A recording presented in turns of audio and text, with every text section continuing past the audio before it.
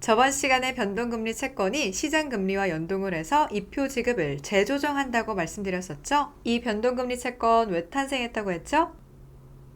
채권 투자에서 가장 중요한 위험이라고 볼 수 있는 이자율 위험을 해지하기 위함이었죠. 이자율 위험에 이어서 채권 투자에서 주의해야 할 위험이 한 가지 더 있는데요. 바로 물가 위험이에요.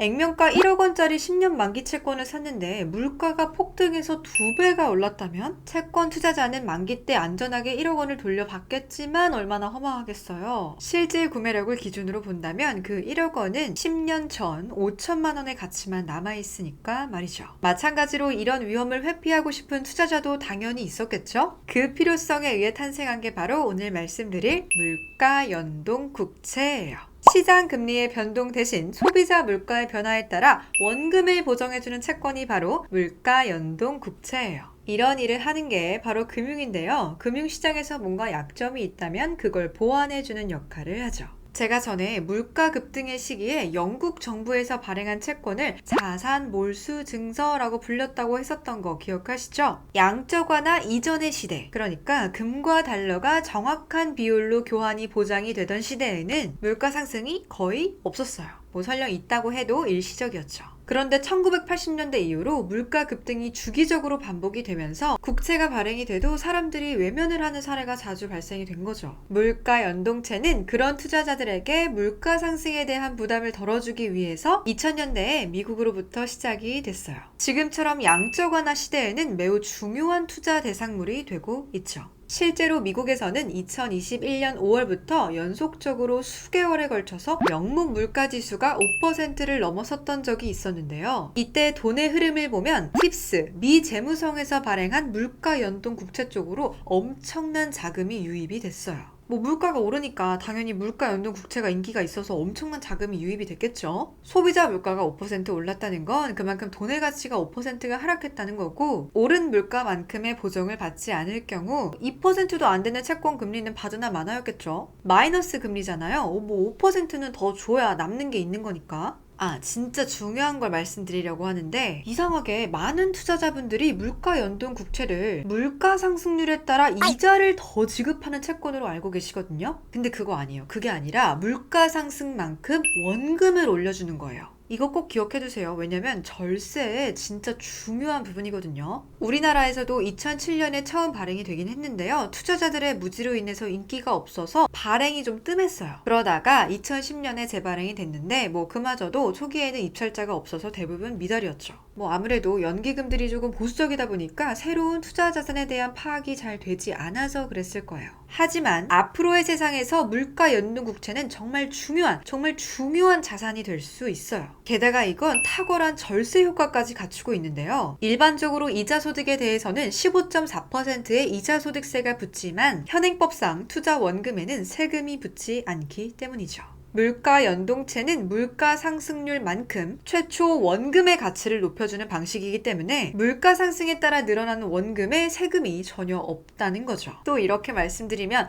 진짜 세금이 전혀 없대? 라고 하시는 분 계시죠? 자, 예를 들어서 설명을 해드릴게요. 만약에 제가 1억 원어치 물가 연동채를 샀을 때 물가가 10% 올랐다면 저의 원금은 1억 1천만 원이 되는 거고, 늘어난 1천만 원 원금에는 세금이 없어요. 그렇게 해서 원금이 늘어나면 그 늘어난 원금에 대한 약정된 이자를 받는 방식인 거예요. 이자가 만약 10%였다면 1,100만 원의 이자를 받게 되겠죠. 1,100만 원이라는 이자에는 당연히 세금이 붙습니다. 절세라는 말이지 세금을 안 낸다는 건 아니다. 충분히 이해하셨죠? 자, 또 하나 알아두실 게, 물가채는 원금을 올려주는 방식이기 때문에 명목상의 이표는 매우 낮은 편이에요. 그래서 증권사나 은행에서 고객들한테 물가채를 권유하면 대부분 비슷한 반응이 일어나요. 고작 이자가 이만큼? 세금을 적게 낸다더니 이자 요만큼 받는 것보다 나는 세금 더 내더라도 일반 채권 살래요. 물가가 오르지 않는 시기에는 맞는 말일 수도 있어요. 하지만 물가가 오른다는 전제 하에 이 부분을 조금 더 자세히 설명을 해볼게요. 일반 국채의 이자율이 5%고 물가 연동 국채의 이자율이 2%라고 해볼게요. 대신 1년에 3%의 물가 상승률이 예상이 된다면 어떤 채권에 대한 투자가 더 유리할까요? 5%짜리 이자를 주는 국채에 1억 원을 투자했다고 해보죠. 누구나 기본적으로는 15.4%의 세금은 내야만 해요. 이자로 500만 원을 받아봐야 세금 77만 원을 제외한 423만 원 정도를 챙길 수 있겠네요. 만약 과세 등급이 높은 분이라면 세율이 더 높을 거고 최대 절반에 가까운 돈을 세금으로 내야겠죠? 자, 하지만 물가 연동채에 투자를 하면 물가가 올라서 받은 3%, 즉 원금 증갑은 300만 원에는 세금이 붙지 않는다는 건데요. 그럼 1억 300만 원에 대한 2%의 이자 206만 원을 받고 이자로 받은 206만 원에 대한 세금 15.4%만 내면 된다는 거예요.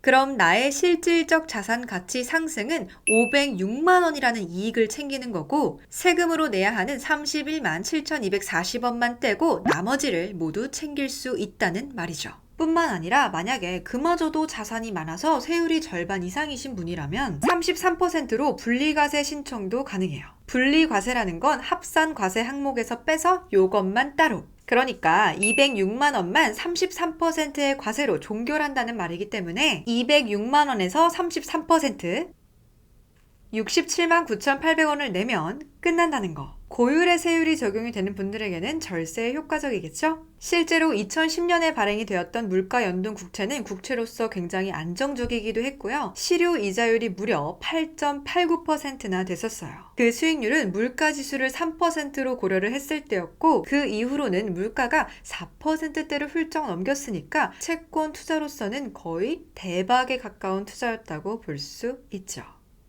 투자 세계에서는요, 몰라서 정말 좋은 투자의 기회를 놓치는 경우가 참 많은데요. 남들이 다 하는 거라고 주식이나 코인 같은 거 덥석 사시는 것보다는 다양한 투자 자산들의 특징들을 먼저 익히시는 게 더 중요하다는 거, 제 구독자분들이라면 꼭 기억해 두셔야겠죠?